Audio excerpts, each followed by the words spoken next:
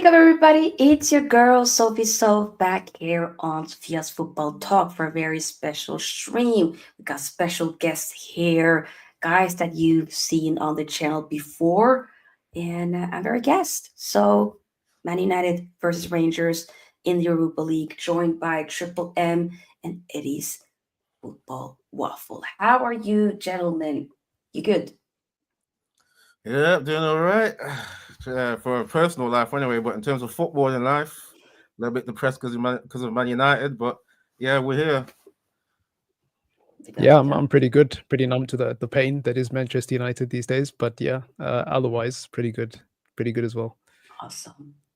Exactly. Personally, we're doing all right, but footballing wise, not so much. So we'll discuss all of that. And make sure, by the way, people, that you do subscribe to both of these channels. I have their channel name linked in the title of this stream, so show them both some love.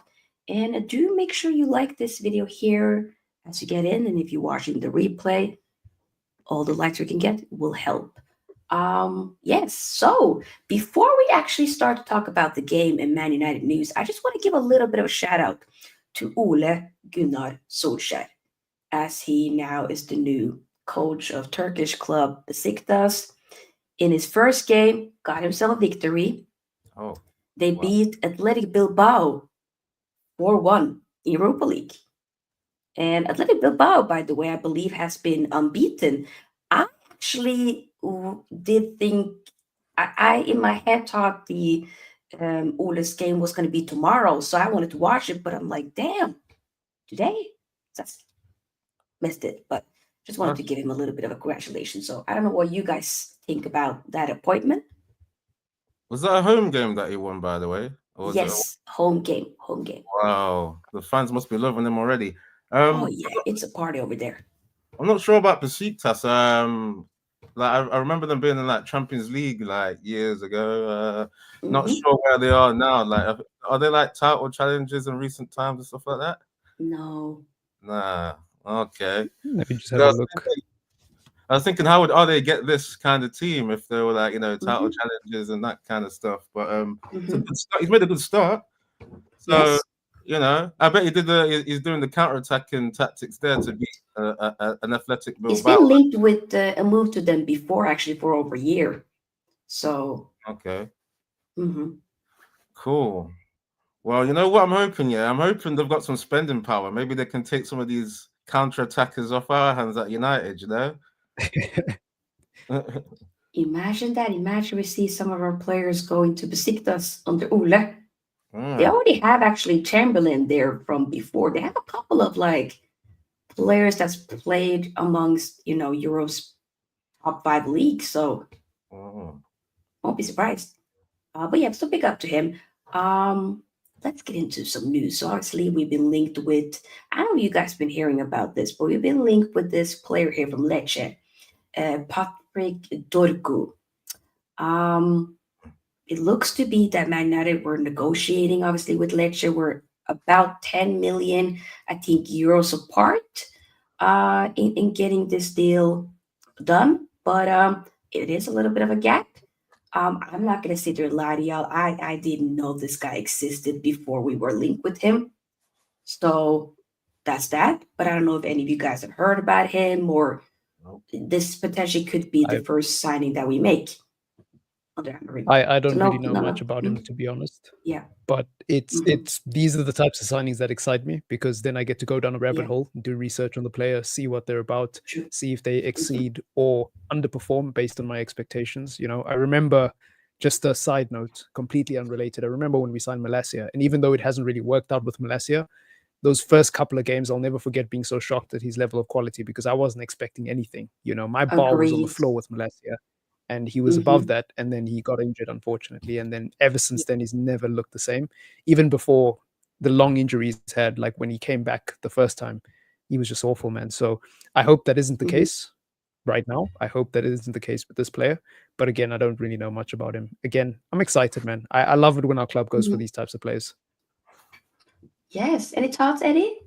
Yeah, I mean, I don't really have too much to add to that, really. I do like the idea of getting prospects for a low amount of money, and then having a coach really, coach them into being a better player, so they can help the team. And then maybe if you're in the business mind, you sell them on for profit, because that's what United's got to be on, because if I remember correctly, one of the only players to be sold at proper profit is like what's his name, James.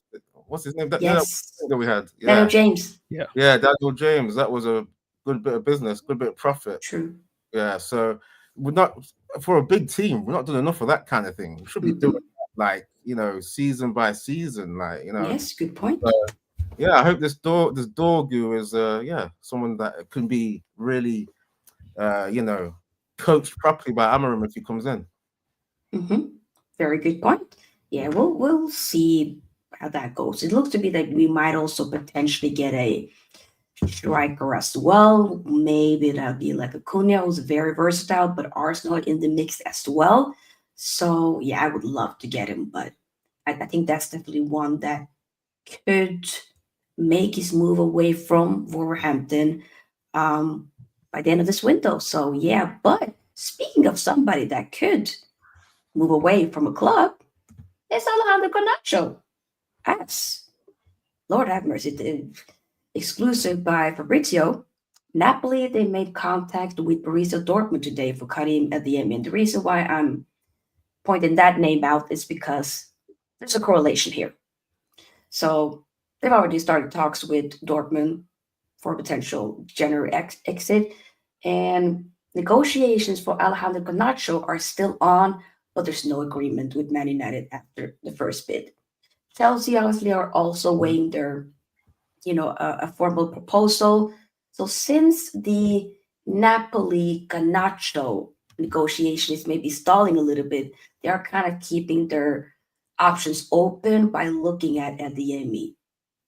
But I don't know what you guys think. Do you think that Garnacho is leaving this window? And if so, where will he go? Will it be a Napoli or could it be a Chelsea?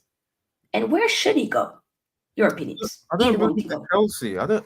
Do we really believe the Chelsea hype here? Like, I don't know. I can't because Nah. they know of Garnacho's level right now. Like, anyone can see that. I'm trying to like not just crap on players, because I remember, Sofia, you were telling me in your business mind to, you know, try and talk about the value of the player rather than trashing it, and then Yes. the value goes down. Obviously, as fans, Yes. not gonna have that much influence, but it's like it's good to just try and talk about the good points of a player. But yeah, I don't see Chelsea going for him because of the wingers they've got already, and yeah, the kind of form that he's in is not really great. I'm sure they can see that. Yeah, and they already did a gamble on Sancho, so I don't know if they're trying to do another gamble on a disgruntled player. I'm not sure, but if they're gonna put up the millions, how much are we saying? Is it 60? That's the price I've been hearing. Is that correct? Yeah, The thing around. is, Well, I think the club wants around 60. Well, it was initially 75, then it went down to 60 apparently, but Napoli are only willing to pay around 50. So there's like a 50 million difference. Are you guys not biting the hand off for 50 mil, man? I think that's still overrated. 55, and we can have a conversation. And I'll take 50. I won't lie. I'll take 50. Guys, I won't lie. For once, let us be the club that have other clubs overpaying for our players. This is 2025. I'm going to be 30 in 3 weeks. Enough. Alas, I am tired of the, no, we got to bring this energy. It's different energy as we move into a different time in life. You know what I'm saying? So I'm just trying to tell you guys, people, I know the player. I know I don't rate him that much anymore. But I'm trying to look away from that and focus on the bigger picture. I hear what you're saying. Why do we care if people overpay for our player? Why do we care? Yeah. I'll let Eddie go first, and then I'll go. Yeah, I was just going to say real quickly, that it's hard to stay on that business mind when like your emotions are getting triggered by how bad this team is. I mean, we've had Amorim already trying to contextualize why he said this team is the worst in history right now. Yeah, Mm-hmm. and for the manager to be saying that, other teams could be looking and saying, "Oh, what? So this squad's one of the worst. Why are we going to be paying 60 mil for Garnacho? Like that's the worst case scenario." So Mm-hmm. it's hard to talk up the players when they're that bad, you know. So I hear the business mind, but there's also the emotional mind too. And Amorim said he's got to do better with what he says as well, because he Mm-hmm. gets frustrated, as he said in the press conference. So yeah, Yes. I hear it. Yeah. Now, for me, Anything to you know what add, it is? Marcus? Go ahead. Sorry, I was just gonna say it depends on your perspective, right? Because some people will say 50 million is too little for Garnacho. Some people will say it's too much. So it depends on the person. Personally, for Mm-hmm. me, I think Garnacho and Rashford are in similar situations, but the one differentiating factor, I guess, is the fact that Garnacho is a lot younger, and I think actually Garnacho is still at a better point in his career. So he is the more sellable asset. But the thing is, we have spent more money on Rashford. We have put him on ridiculous wages. And if you tally up the amount of money we've given Rashford as opposed to Garnacho, Mm-hmm. it's night and day. So I don't think 50 million for Garnacho is that bad. I mean, 50 million for an academy player who has only played a couple of seasons, maybe 3, isn't really that. If we all agree that he's not good enough to start for us, 50 million is genuinely not bad. That's pure profit. Whereas if Oh it yeah. was Rashford, I can kind of understand the conversation, because it's like, okay, how much can we really let go of when it comes to this asset? Because it's not just pure profit. We've put so much money into Marcus Rashford, and he's been here for Mm-hmm. so long that I kind of, you know what I mean? I don't know if that makes sense. So for Garnacho, I don't know, man. I just feel like we're at a stage where, is he really going to get any better? Again, that depends on the Yeah. individual. For me, I'm looking at his United career and I'm thinking, I think he needs a change, man. I don't think he gets any better, and I don't think his valuation goes up any higher from this point on. So I Good don't know, point. man. I think I would take 50 in a heartbeat. You know, anything less than that, okay, maybe that's taking the mick. But Mm-hmm. Yo, you know, Triple I M, think yeah. 50 for me is like Oh, the cutoff. I was just gonna say real quick, yeah. Imagine if Garnacho can pull out another one of those overhead kicks, value goes up. You know what I mean? Another He Puskas could, award. Another puss gas. Yo, yeah, yeah, we doing stuff like Pay that. up. he could. I mean, Scored Conte an FA definitely would Cup demand final. more. Guys, we gotta just milk everything. I'm trying to squeeze every little bit. Guys, we have Yeah, Chelsea. What they did to us for Mount, criminal. And Criminal. such. We gave him the number 7. I will never forgive that board for doing that. I will never forgive Ten Hag for doing that. But either way, we move. So I I just saw. want I was gonna justice. say I saw a Chelsea fan say that, like, they sold Pulisic to get Mudryk, and then they bought Neto for 60 million, which is how much they sold, Pulisic for as well, to replace Mudryk, who's still in the team, by the way. And now they're gonna sign Garnacho to replace Neto, because apparently Neto Yeah, I think the hasn't been playing net. too well, and it's Yeah. yeah. But Garnacho, Yeah. he doesn't solve that problem at Chelsea, because at No, least no, with no. Jadon Sancho, whether you rate him or not, he brings something different to that Chelsea team Mm-hmm. that they don't really have in abundance, because a lot of their wingers are very direct, very counter-attack based. Sancho's a little bit different. He can play in a position-based Mm-hmm. system. He can keep that composure, gives you an outlet. Garnacho, if you put him into that system, I don't know, man. I don't see how he's any different to Neto, and I don't Yeah. really think he's better than Neto at this stage in his career. Maybe in a few years he could develop into something much better. So it's interesting. If Chelsea did that, it would be, on the one hand, sad as a United fan to see one of our academy graduates go to a rival club, but on the Agree. other hand, it would be kind of hilarious, if they spend 60 m's. See, that's the thing. We can't allow that, innit? Another player going to a rival team and starts cooking. I'm not I don't know how having much that. you take Yeah, of that. That would hurt me. Uh, It will hurt me. it's only bad if he does well. So it's a gamble. It's a gamble. This is what I was saying about Ole there. Like, Ole, can you get some money and come and get some of these players, man? Just take a Yes. Garnacho. Take a Garnacho to start off with. And then, yeah, You mentioned Rashford, Triple M. So that's yeah, kind of the last one that I want to talk about before we fully get into the game. So I want to hear your guys' thoughts. So obviously, Milan now have decided to go with Kyle Walker. So that's kind of like a here we go earlier today, yada yada yada. Probably won't be yeah, going for Rashford. Looks to be that he's plausible, you know, destination could be Barcelona or Dortmund. I think maybe Barcelona, if they sort out whatever happens with Ansu Fati, maybe Eric Garcia. So he was back in training, of course, which he has been. We haven't seen him play since Victoria Plassen a while back. Is there a way back for Rashford? And this is just me playing devil's advocate. Is there a way back for Rashford if he ends up by the end of this window after he hasn't left? I don't know. There would have to be a massive injury crisis, I think, for Rashford to play. Because I think Amorim is dead set on not playing Rashford. And I think the biggest indicator is the fact that Garnacho is still playing, right? Because at some point it looks like he might axe both of them out, but clearly he prefers Garnacho, you know. And he doesn't have too many qualms with Garnacho at the moment. So I don't know. I think the whole Rashford situation is weird because if you're asking me, I think Rashford should be going before Garnacho. You know, as much as I don't really like Garnacho's style as a footballer, I can admit that, you know, of the two of them, he's got to be the one staying and Rashford's got to go first. With that said, though, it's looking more likely that Rashford is going to stay.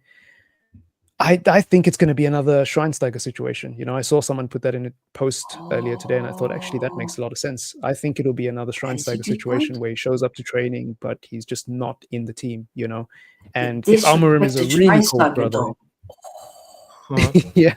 I mean, the Schweinsteiger treatment was extreme, but I don't know. I don't think Amorim's going to turn on against his word, unless, like I said, an injury crisis happens and he's got no one else to start. Nah, then I'm thinking, no, he got to bring. Then you bring in a Chido Obi Martin from the academy. I don't care. You got to stand on business. Yeah, you just have to be like. Yeah, you just have to. You can't now bring him in. You decided to take him out. You got to die on that hill. Yeah.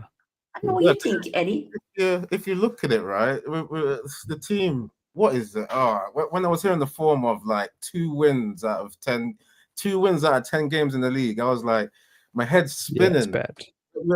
It's bad, man. I can't take it that the whole relegation stuff is a narrative. Yeah, that's still like, it's not computing, right? So this is the situation, and Rashford's not being used during this really bad phase. Yeah, so it's like I can't see him getting back in the team. Like when there is a need to actually try and use him, there's something going on where Amorim just does not fancy this player, and I really don't want to have to see like desperation settings, because that's what we've been doing too long at Man United, is desperation, and then the player power stuff. So if he has to go on a free or even go to Arsenal, which I can't see happening. I think it was Gary Richards was saying, is Rashford to Arsenal thing? He doesn't suit their system really, but you know, I'd say go there if they want him. I can't see him doing anything. I can't see. He wouldn't really. You'd be like Sterling for me. He wouldn't really do much. Not for me. No, I can't. That would hurt me. Yeah. That would. I think he's flopped though. That's why I'm saying that. But even if I don't care, I don't want to see it. No, I want to risk it. Rashid doing this in an Arsenal kit. Are you mad, you guys? But you know, reconsider my statement. I get it, but I don't want to be disrespectful to Rashford, because I genuinely believe that if he went to Serie A as an example, he still has a career at the top level, you know. Yes. But Rashford at Arsenal, I don't know, man. I don't know. I remember when Sterling was linked with United, and I was just picturing Rashford and Sterling playing for us, and I was just like, no, it cannot happen. And now I'm thinking of that possibility at Arsenal, like, because Saka's injured, and we don't know how long he's going to be out for. So if he did go to Arsenal, it would be him and Sterling up front, or him and Martinelli. And I'm just thinking, like, is that really a threat? I know people don't want to see it. It's disgusting. Yeah, but I mean, do Chelsea fans really feel bad that Mount is playing for United right now, you know, with the injuries and everything? You know, I just think sometimes if the player doesn't perform well, it's not the end of the world. You know what I mean? Like, if I'm a Chelsea fan, I'm not sitting there going, oh my God, I still can't believe Mason Mount is playing for United. And like, I've moved on now. I've been like, oh, you know, he flopped for them. Ha ha ha. You know, I'd be laughing at them. I'd turn it into banter, basically, is what I'm trying to say. But I don't know. I guess people have different sentiments towards Rashford because he represents a lot outside of Manchester United. I say outside of Manchester United because of his charity work, who he is as a person, the political work. Yes. He's bigger than football. So I get, Mm-hmm. why people are so attached to him. But at the same time, I'm like, man, I don't know. know what? I don't know how, I don't know if I'd feel too upset by it. I was just going to say, on the back of your statement there, Triple M, it's like he does this charity work and all these things that like imply good character, and then we see him on the pitch and he's doing stuff where it's like he doesn't seem like he has a good character in terms of being stroppy, sometimes not tracking back. It's a bit weird from that kind of I think he does have a good character, but you know what it is? I think he's just human like everybody else, and I think he's fallen in love with football. If I'm being completely honest, I think that's what yes, you're spot on. He has lost, guys. It's the guy that broke through about 9 years ago at this point. He has lost his spark. The hunger is not there. Like the way he was just, it is so different. You can just see it in terms of the whole body language. The guy has fallen out of love for this sport. Maybe if I say again, it's just not going to be at Man United. So I think we just gotta, move on. Hopefully, for me, if he goes to Barcelona, you go do your thing. If you go to Dortmund, go do your thing. If it suddenly it be that Milan comes back and say, "Hey, come, let's help you in Serie A because the league is cooking right now. Let's." And there's a lot of foreign players that are playing there, British players in general that are taking the league by storm. So it would make sense, but. I mean, you can see in the comments as well, like people are not really. Yeah, I see a lot of people, big up people. Yeah. I see Matty's comment saying nothing against Rashford, but I don't want him to play again. It will undermine what Amorim's trying to do. That's the main thing I'm trying to say too. That's a good comment. Yeah. It can't undermine. And I agree with it. Yeah. That's true.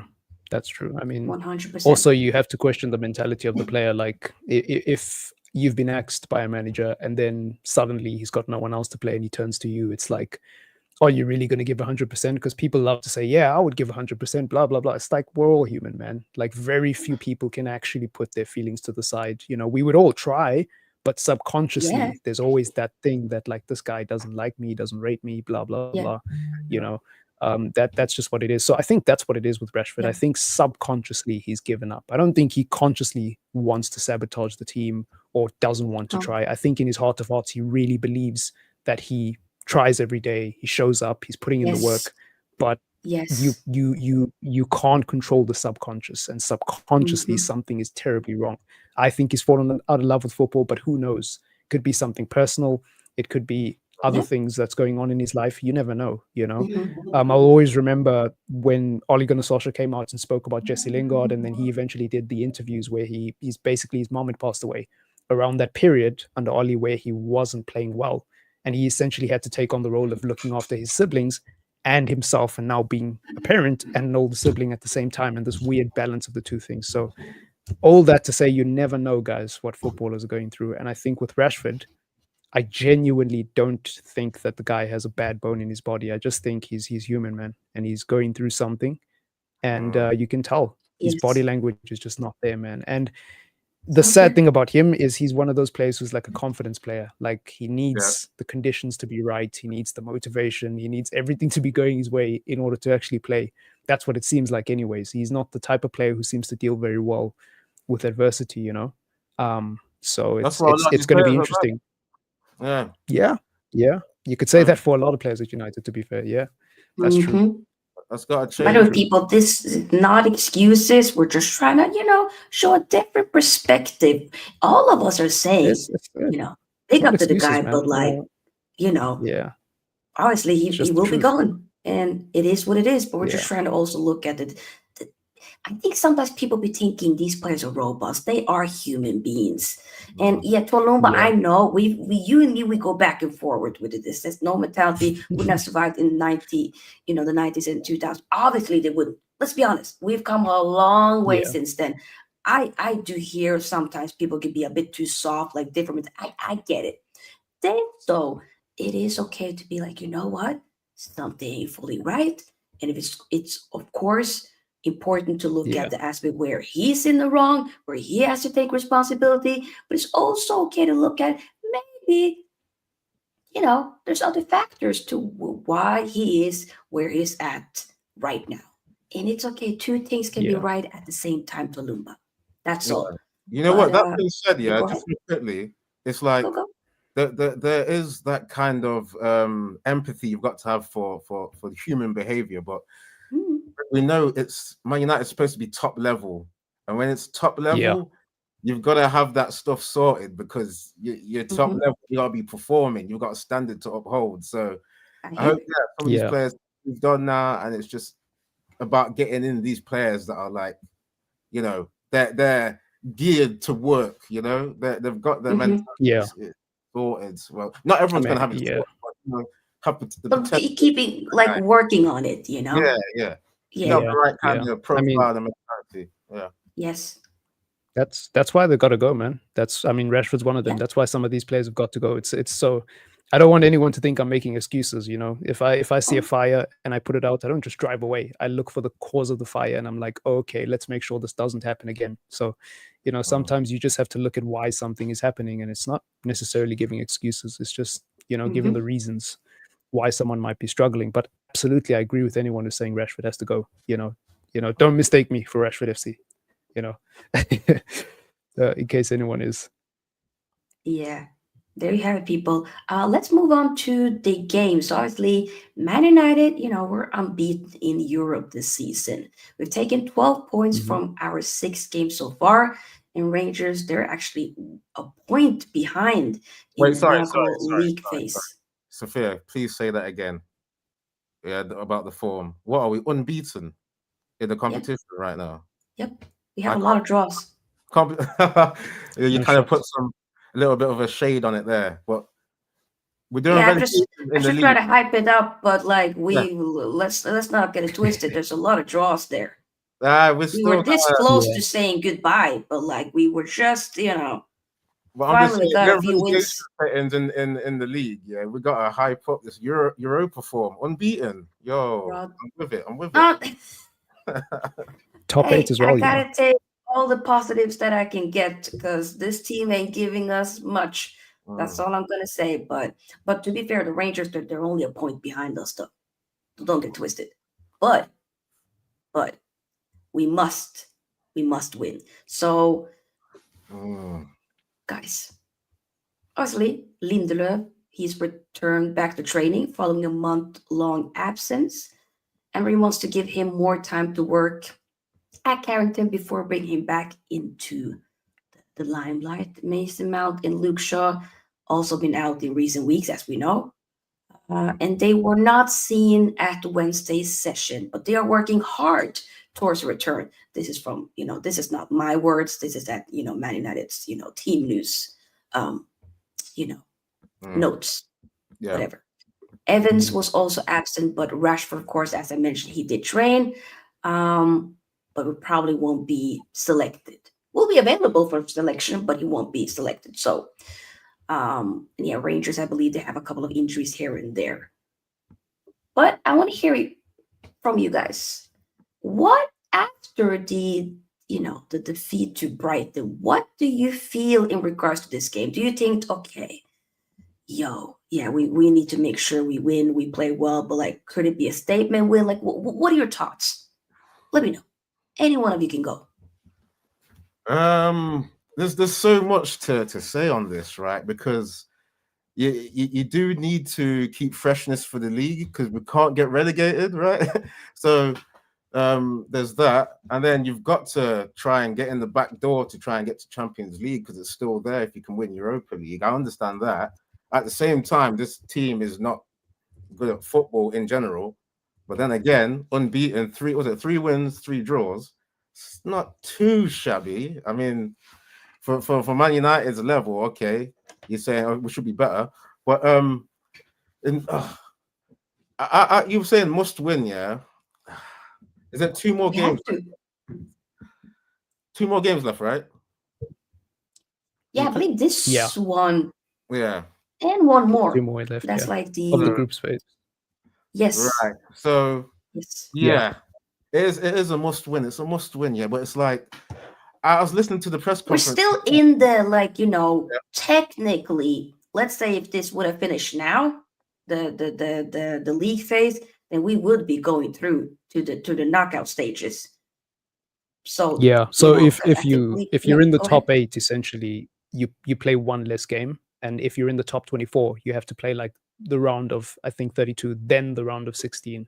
So if we finish top 8, we're automatically into the round of 16, and then the teams between 8th and 24 have to play an extra game, which is huge because it's 2 legs. So that's an extra 2 games you It'll be don't like want a to be playing knockout, if you call haven't it. been Yep. scored. Yeah, So yeah, that's yeah. not So needed technically, now. right now we're in a good place. Yeah, Yes. we don't need the extra playoff games. Looking at the schedule that's going on, one game. We don't need it. Yeah, we got enough. Yeah. So got a win, but it's like, how do you win?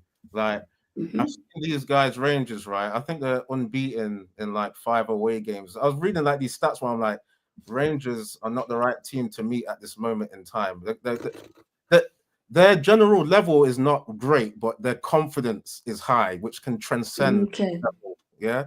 So, I was listening to what is it? Their captain Tavernier, yeah, and in his press conference, he was saying he's a Leeds fan, and I was like, oh, this prick, yeah. So he's gonna have them team. He's going to have time for us tomorrow, right? I was just gonna say, can you imagine what he's saying to his teammates in the dressing room? They're gonna be up for this. They're gonna be up for this as well, because like the media was asking him as well. You do know that Man United's nervous. We've been hearing that they start games really badly, all these little psychological things. Yeah, so that Tavernier was like trying to be professional and say, "Oh, we're just gonna do our game and blah blah blah," but we know that they're going to be trying all kinds of scumbag tactics to really make Man United nervous. So that's what they're going to play on. Yeah. So probably be a very physical game too. Oh, we might see some cards in this one. Yeah. I just hope that Amorim has some kind of philosophy for this game where he can, because if Man United get rattled, this team in particular. Long day. Yeah, it's a long day. So there's got to be emphasis on trying to calm the game down, right? I think we've got to calm it down. So hopefully can get the foot on the ball, get passing. Because if they get passing properly, they'll get confidence, right? They can't be letting goals in the first 5 minutes like against Brighton. So I just hope there's like an emphasis on like just passing in like little triangles. Like, you know what I mean? Like, get used to the ball. No hoofing. Tell Bruno we don't need you to hoof anything. Yeah, we're not counter-attacking here. Let's build the play. So I hope there's emphasis on that anyway. Agreed. Yeah, I agree. I think this game is giving me the FC20 vibes. A game that we should be comfortable in, we should be winning, but it could very easily go the other way. And not in terms of the performance, but if we don't score and we just keep them in the game long enough, they could eventually hit us on the break and carve us open with one ball. So I also just saw that they actually drew with Spurs, and I know Spurs aren't that good, but we aren't that good either. And and the fact that they're a Premier League team deserves, some sort of respect contextually in Europe. So Rangers have got some decent results in Europe this season, and even though they're not doing well in their own league, I think Celtic are like 17 points ahead or 15 points, something crazy like that. That's at 13 points. Damn. Oh, 13, my bad. But that's still a lot. So I don't know. It's a weird game because by all accounts we should be winning this game, but because of how bad United are at the moment, it's kind of hard to gauge. With that said, though, our form in Europe under Amorim is good. If there's anything positive to take from the last 10 or so games under Amorim, I don't even know if he's been here for 10 games, but his games in Europe have been good, so I expect nothing less. The only aspect of it that I'm a little bit worried about is I know that Amorim's going to rotate and probably play like a whole new team if he can, because that's what he's been doing. And that's the part that worries me, is the drop-off in quality. Yeah, he seems to be that type of manager who just rotates. Important game, less important game, doesn't matter. Can we talk about that? Like, because I think he's doing it for. He's even said, "I'm doing it for like to keep the freshness." That makes sense. Like one game in 3 days. I'm like, yeah, you've got to do that. I mean, obviously, you also got to figure out like who's cut out for this in the long haul. Yeah, I you, was going to say you like gotta get a bigger sample like piece. I was going to say keeping people like Diallo, like those are your confidence players that are doing well. Keep them Yeah. players in, but yeah, rotate the other guys out. Yeah. So, Yeah, I mean, speaking of that, though, no, it's go interesting. ahead. I'll just say Yep. I'll just say one last thing on No, the no, go. rotation thing. I can't say anything bad Yeah. about it because for years I've been calling for a manager who rotates, and now we finally got one. So even though it's not Yeah. necessarily working at the moment, I kind of got to We'll take bite my it. tongue and just wait and see. Yeah, Yeah. because I was wondering. I mean, out of this match, we were speaking about rotation. What do you guys think the lineup will then be tomorrow? I'm not sure. You know what? I Please? definitely want to see Kinda. Casemiro. I know he's out of favor, I but don't know if we're gonna see him. but it's like, come on, like it's fresh legs. We need some fresh legs in there. We've Yeah. seen that. What is it? Yeah. Mainu is looking a bit slouchy. I don't know. He's not really that agile. Yeah, that goes without saying. Yeah.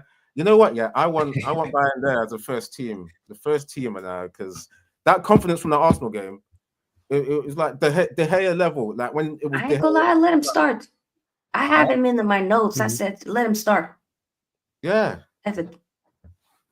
And you know what? Yeah, you could swap the players where you go, okay, Onana, you're gonna have to work to get back in the team. You may be my cup keeper now, and you may even get demoted from that as well, because I don't even trust you in the cups. Like, because how many unforced errors is he making?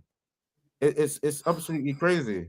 Like that last one where you're not under pressure and you still making no, you can't be doing that. You can't be doing that. I want him to do well so much as well, because I like. You know what I mean? You know from his Inter days, because you're Inter, you love Inter. He had that swag, that confidence, man. Like I love him since his Ajax days. It's so unfortunate. It's also something with it's another African brother. Like you are one of our own. Like I love my people to succeed even more, and playing at this the club that you love, and of course it's a bummer when they shall be otherwise, unfortunately. But it is what it is. The weight of that red shirt is heavy, guys. Yeah. It's crazy. That's got to be sorted, guys. I was saying on Sofia's previous stream, there's got to be like an extra therapist, extra psychologists that go into Man United now, because you can't be having transferable experience from somewhere, like with Onana. You played Champions League finals, and then you come to Man United. You're almost looking like an academy player at times. Like, what? What else is going on psychology-wise at this club? Yeah, I mean, even the fact that I think his last good, tidy performance from start to finish might have been the Fenerbahce game, and I say might because maybe there's something I'm missing. But the Fenerbahce game, I remember he made like a double save, and then he made a couple of normal, just decent saves, and he played out pretty well from the back. Arsenal, he had. No. What am I forgetting? No, that was Bayern. Which game was it? There was another game where he made a double save. There is another game. Well, actually, there is a game where he made a double mistake, but it was overshadowed by the blunder. And then there was another game earlier in the season where he did genuinely play well. I just can't remember which one it was. The last one I can remember was Fenerbahce. In the first month of the season, I remember he was looking good. I'm sure I'm right. He was looking good, and there was a recent game where he made like a double save, and then I heard the commentators. I can't remember. The commentators were saying, "Oh, he looked like Schmeichel." I'm like, "Yeah." That big, He's a weird guy, He's a weird guy, and I don't know, because I like Onana. I barely slander him, but it's getting hard to defend this guy, man. He's beyond, for me, beyond repair as far as his reputation at United is concerned. I don't think there's a way back for him. I think many people have made their mind up about him, and I don't blame them. I also want to see Bayern to start, man. So yeah, it's crazy. I really thought this was going to be the season. Yeah, no, I hear you guys. Sorry, can we discuss Matty Bassett's team? That's very interesting, because he's got two forwards in there, Hojlund and Zirkzee. Yeah, that's interesting. So That's not. I don't know if he's got Zirkzee in the 10 and then Hojlund up top though. Maybe. Yeah, Gotta be. you can see the formation as well. Obviously, no, it's obviously going to be 3-4-3, isn't it? Because that's Yeah, and also Lindelöf wouldn't be available, but other than that, the rest would be. Maybe not even Malassi, I don't know. I don't know if he's gonna make it. Yeah, Matty did say Zirkzee in the Big 10. That's what he's. 2025. Yeah. Yeah. He showed some promise on hold-up play, and he still needs to do a bit better. Mm-hmm.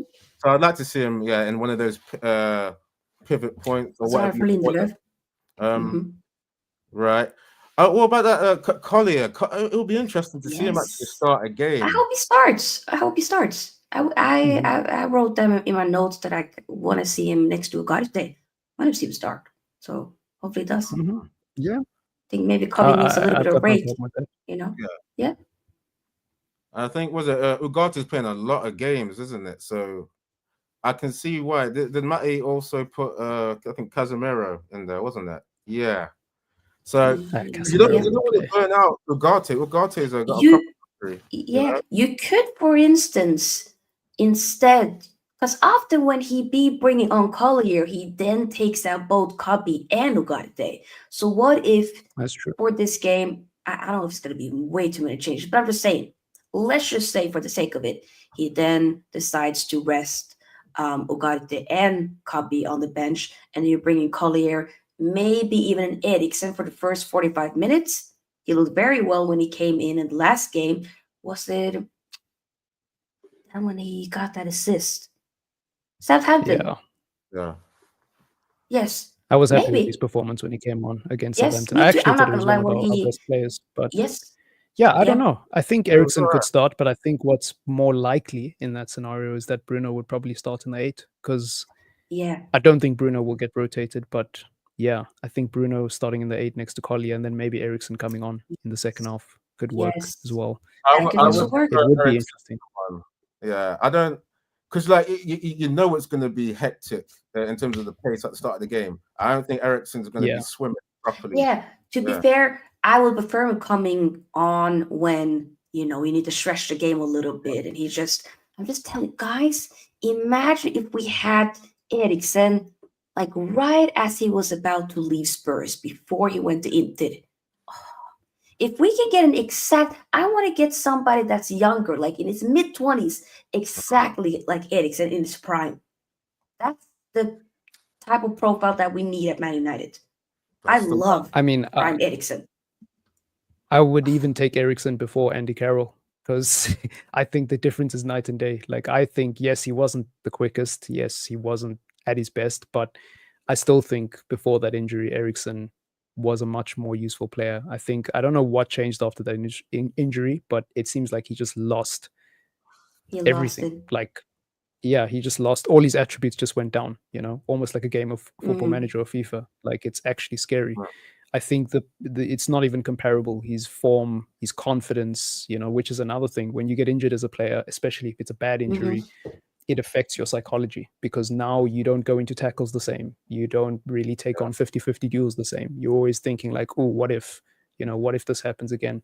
So maybe there's an element of that. And, with everything that Eriksen has been through, it's understandable because even the heart problems. So he's not the same player. 100%. And I blame Andy Carroll. Of course.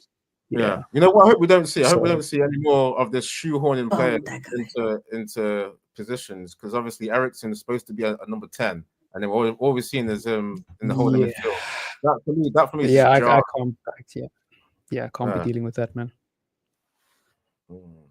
Any other players that should be starting? Should we say Martinez? In any position? I don't think we said Martinez, right? He's got to be coming in for fresh legs. I don't think he started. What's happened with Mount? Is he still alive? With Mount? Back, slowly getting back there alongside Luke Shaw, but not fully there yet. So he's out of the equation. Yeah, these two players, especially obviously we know it's almost like we're wasting words when we talk about Shaw in terms of being injured. It's crazy, but Mount following the example. Obviously, he can't control the injuries, but it's like, come on, bro. Like you, gave him the number 7 shirt as well. Yeah. Oh man, I don't even want to. Diallo's gonna get that shirt soon. I can tell. Obviously, like it's gotta be like. I'm saying I'm at 10. Yeah, give him just rest the number 7 shirt, guys. Just rest it for a few seasons. Nobody needs to take it. Just let it sit there. Just let it sit at Old Trafford, framed under spotlight. Just let it sit there with no name on the shirt. 10. Just chill for a few years. Why is pressure got to destroy everything? We can't have the 7 now because it's too much pressure now. It's like, come on, man. Like, Brother, it's too, no. it's too much judge. It'll be back. It's judge. It'll be back. Yes. But right now, it just needs a break. Maybe in a couple of seasons. We don't need to even next season. Back. Even next season. Yes. Let it be like, I think when we're great again, that's when the number 7 shirt can be back. Until then, just see the them shirt in break, number man. 10. We've got a long wait then, guys. Wow. Yeah, I'm sorry. I can no. Because it's too much now, guys. Sanchez, Memphis, okay, Di Maria wasn't that bad, but it ended badly. Yeah. Yes. Who else? Cavani, and Cavani wasn't even that bad, but like Cavani, to be fair, was all right for me. But when you said Memphis, Martin 7. When you said Memphis, that brought some PTSD back because Memphis was. Remember how rated he was? Like he had a scorer in the Dutch league, I think he was, and he was looking like that Champions. Oh, dude. And he just. It was that one Champions League performance. I can't even remember who it was against, but I know that we were wearing that black and like orange kit or bright red kit. Yes. I know exactly. I don't know if he scored a free kick but that performance, and I was just like, man, why can't you play like this in the league, man? It was like 2 different players in Europe, almost like the Hojlund thing. How Hojlund's good in Europe, and then in the Premier League, all of a sudden, he can't trap the ball. I wanna see Hojlund score tomorrow because I just love that celebration. The yeah. Is that Gladiator celebration? Is that it's great? Yes, I love that celebration. I just want to. But he's got to use it when he's scoring good goals. Like I don't want to see it for just little tap-ins because I remember he did that. He scored like a little tap-in off a rebound and then he did it. I'm like little tap-in. You know what? With the form he's in right now, he could use the tap-in. Yeah. Hey, if all the tap-ins he can get, just take him out. Literally. Yeah, that's how we should be feeling forward, though, isn't it? Crossing it in, get a little tap in. That's what we should be doing. Yeah. So which one of them should start? Should it be Zirkzee? Or should it be Hojlund? I think you go with Hojlund for this game. I mean, it would be great if they both started, but you just go with Hojlund. I think Zirkzee has earned his place in the team, but again, rotation is important. And also, I think you got to let them fight it out a bit. I don't think, as much as I like Zirkzee, I don't think he's like the out-and-out favorite. I think anybody who claims that is absurd. I think he's had a lot of bad games, just like Hojlund, So... it's a toss-up between the two of them. Just keep alternating until one of them grabs that position by the scruff of the neck. You know what? I think his form, we just talked about his form, right? Hojlund's good in this Europa League. I think you've got to use him based on that. Yeah. In terms of, I mean, Hojlund is good in form. It is in the European game, so yeah. To be fair, yes. Yeah. So for the remaining minutes, anything else you want to talk about in regards to the game of United in general before we then ended with the prediction? There is one last thing. I am an avid believer in Kobbie Mainoo, and I want to put that disclaimer out first before the hounds come after me. This 8 experiment needs to end. He needs to be playing in the 10. He needs to be playing further up the pitch. I don't like Kobbie Mainoo in the 8. I think that there's just too much missing from his game right now. I think in the future he could develop into a really good 8, but I think defensively, not just in terms of his physicality, I mean his awareness. Like he's just clearly not interested in defending, and it doesn't seem like that position brings him a lot of joy. Now, I know that the Pogba comparison is lazy. I'm not saying they're the same type of player. What I'm saying is their reaction to playing in that position is very similar. When Pogba plays very deep, he doesn't look like Paul Pogba. He doesn't have that same energy, that same vibe. And that's how I feel about Mainoo. When he's playing deep, it's almost as if you're wasting his talents and you're forcing him to play a role that he's not comfortable in. He'll do it because he's a professional. But again, back to that subconscious thing in the back of his head, he's like, man, I should be the main man. I should be up top. I should be linking everything together. I should be sourcing. I should be navigating out of tight spaces and being the funnel of creativity for my team. That's where I see Mainoo. playing. So this 8 experiment needs to end. Again, I'm not Mainu out or anything crazy like that. I think he's a fantastic player, but he needs to move further up the pitch, man. Oh, no. You know, even if it means he's got to fight with Ahmed and Bruno for those 10 positions. For me, that's much better than shoehorning him in to the pivots just so he can start. Yeah, I can see what you're saying, yeah, because I didn't even think about the Pogba comparison, and then when you talked about the way that they move as well, it's like I remember when Pogba used to be called Jogba because he would just be jogging a lot of the time, right? Same it's vibes, like, bro. They're doing it to Mainu now. Same vibes, yeah. Mainu moves like that.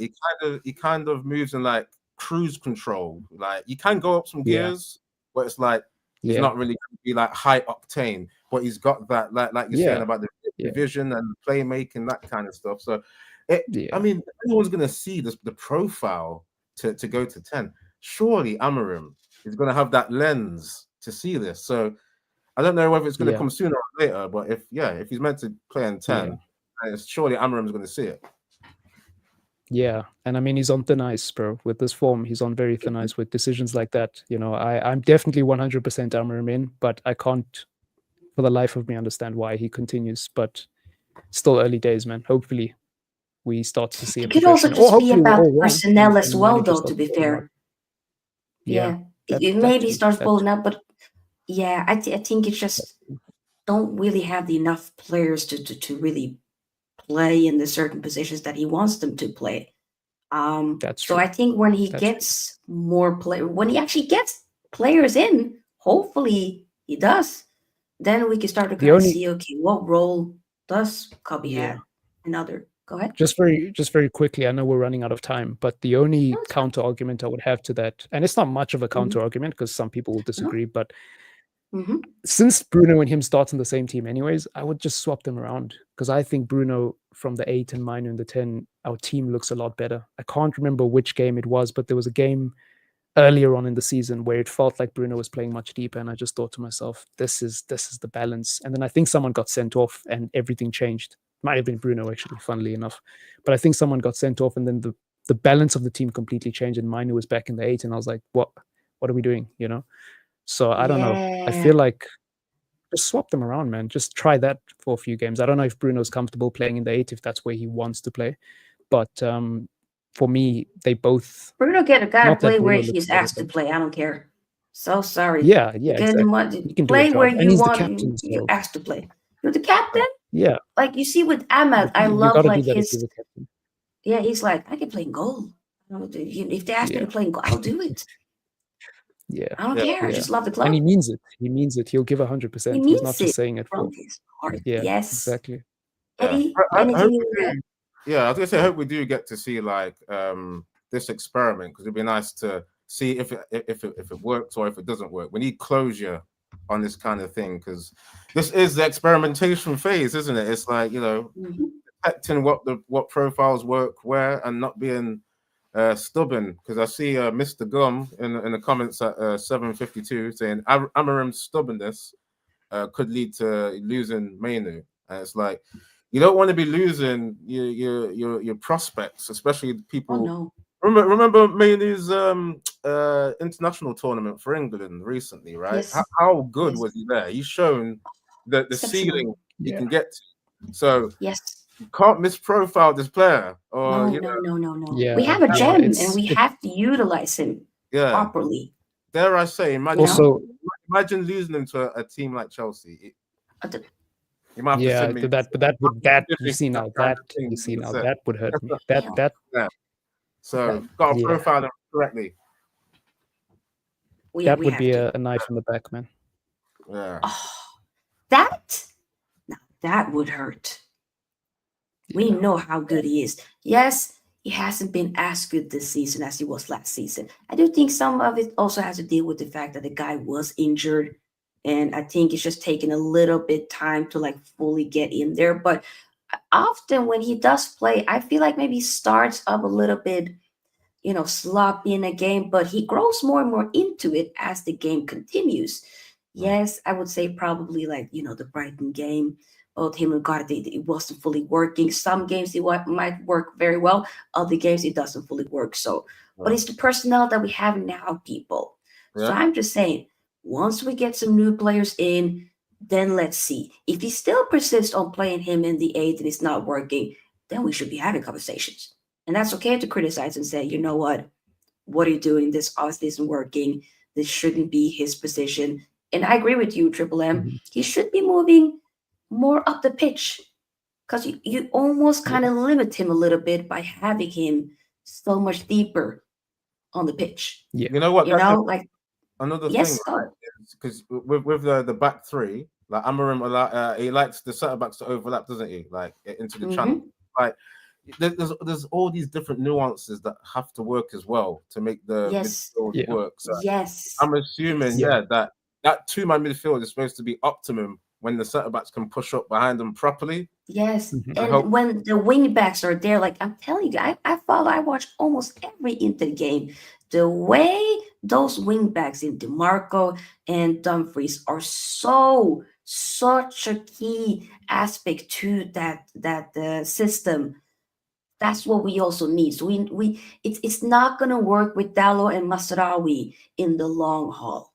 They can I mean I prefer Mazraoui over Dallo, but I do think Mazraoui, if he can be more so like that right center back, then I think that would be a more suited position for him. But we need guys that can actually play wing backs that are so much more direct, overlapping, and we need it. I mean, Sofia, if we could have that Dallo from the Liverpool game, if he could take what you did there and bottle that up, be consistent, then I'd be like, okay, Dallo, you can stay. The problem is we're not going to see that often. Sometimes he will be having both moments. And that goes for a lot of players. But guys, we got to wrap up. I want to be able to watch some of the Champions League games for tonight. But guys, thank you so much for being here. Before we go, though, I just remember predictions for tomorrow's game. What are you thinking? Are we winning? If so, how much are we winning? Let me know. Anybody can go. Ooh. I need a moment. We have to win. We have to win. I'm going to be, at the risk of being clipped up, I'm going to be deluded. And I'm going to say that this will be Man United's first good result in a while. And I think we're going to win 3-1. I think I'm going to regret this. But I'm going with the 3-1. That sounds kind of comfortable, 3-1. I think it's going to be a bit more squeaky bum time, I think we're going to be... I'm just being honest in my thoughts. I want to be positive, but it's like... of course. I think it'll be a draw for a lot of the game in terms of like a 0-0 or 1-1. And then I'm saying like nearly last minute. From Man United. I think Man United win like 2-1. Okay. I just realized again, it's the Ahmad Derby. He used to play for Rangers on loan. So it's the Ahmad Derby. So he's got to get the winner. He's got to get the winner. It didn't work out fully well at Rangers, if I remember correctly. He did better at Sunderland. That wasn't the best. Right? That wasn't good. So like Chad says, it's Ahmad's revenge. Yeah, they said Ahmad wasn't good enough at Rangers. Yeah. I agree. I have the same prediction as Triple M. I'm gonna say 3-1. I don't think we're gonna keep a clean sheet. I think we will probably concede at least a goal, but we'll score 3 goals if we can. I hope so. Does it get like 4 or 5-0? I really hope so as well. Dreaming. I'd like to be in that dream as well, but I've got to come back to the real world. Can we answer Matthew's question? I'm on that hope here as well. Oh, this one. What's the more important? A good result or performance? Both. Yeah, I'm not picking one or the other. Against Rangers, because it's a team in the Europa League, if we performed well and lost, nobody cares. And you can't really read anything into that performance. So the result is 100% the most important. If it was a league game, I'd be like, we need to perform because, it's not like we're playing for anything in the league anyways. But we just got to win. It doesn't matter how we do it. We just got to win. It could be the stinkiest 3-1 ever. It's still a 3-1. So, yeah. Just listen to this though, yeah. The thing is, like, Amorim is trying to do his formula at the end of the day. So you could take some solace in the theory that if they play well but lose, there's potential there, right? If you're looking is. at tactical things, like I mean, if the Yeah. pass is good, all that. Because if you play well, you're going to tend to get results in the future anyway. So that but I it's a mean, good balance. if it's against a team you should be beating anyways, it's kind of like playing well against Southampton. It's like, well, they're in the relegation zone, so it's one of them ones where you have to win the game, because if you don't win the game, people Rangers will, Southampton there. That's disrespectful. Maybe that is a bit disrespectful, but what I mean is it's a game we should be winning. I know what you mean, Guys, we must. I do. It's gonna be like it's. But I hear you. Good performance tomorrow. We must. Yay, 100%. I just I don't want to pick one or the other. I want just give me all of it. Yeah, we need both. Please, just one game. Just please. We need both. Big. Yeah. But like the we Everton have to game. wait and see. But Yeah. Could be good, but we have to wait and see. But either way, though, guys, it's been a wonderful stream. The preview went by like that, and I thank both of you guys for taking the time off your day to join. So big up to y'all, both Eddie and Marcus, aka Triple M. People, subscribe to both of the gentlemen's YouTube channels. It is linked, as I said earlier, in the title of this video. So yes, show them some love. We will continue to have more of the guest type of streams, because I personally love watching it myself. Tolumba's going to be on if you're not. Yeah, Tolumba's going to be like, Soph, you have to.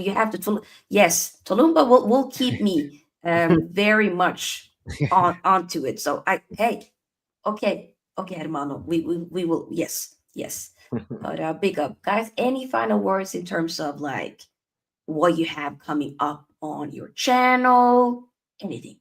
Either one of you guys can go. Basically doing some shorts for Premier League and working on some more animation. You might see a VAR one come up soon on my channel. So yeah, subscribe, man, if you like the cartoons and all that kind of stuff. So yeah, thanks again for having me on. And yeah, big up to the chat. Yeah, I mean, I haven't uploaded anything yet in 2025 because I'm planning on taking a little bit of a different approach with the channel this year. So I'll be uploading less, but trying to make sure the quality is a little bit better. And obviously with internet, it's a bit difficult to do live shows. So when that eventually gets sorted up, I'll start doing live content. But for now, it'll just be pre-recorded stuff. So my first upload will probably be very early next month or late this month, like on the 30th or something. Okay. And we will look forward to it. Yeah. And it's not just United, it's talking about all things Premier League. So yeah, stay tuned for that, people. Yes, so there you have it, people. Subscribe to both. The content are coming for both of the guys, so make sure you're there, ready to go. Indulge in all of it. I'll be back straight after the game tomorrow, so I just need United to just not disappoint me tomorrow, because I still have to go to work on Friday, and I don't need the kids to be on my case, because I already heard on Monday, Brighton, blah blah, shush. Oh. How about you hush? That's all. Please, Kalas, don't embarrass me. Just one time. But either way, this is what my team does to me, But guys, see y'all tomorrow. Make sure you like, of course, and subscribe if you haven't already. And see you soon. We are out. Bye-bye. Peace.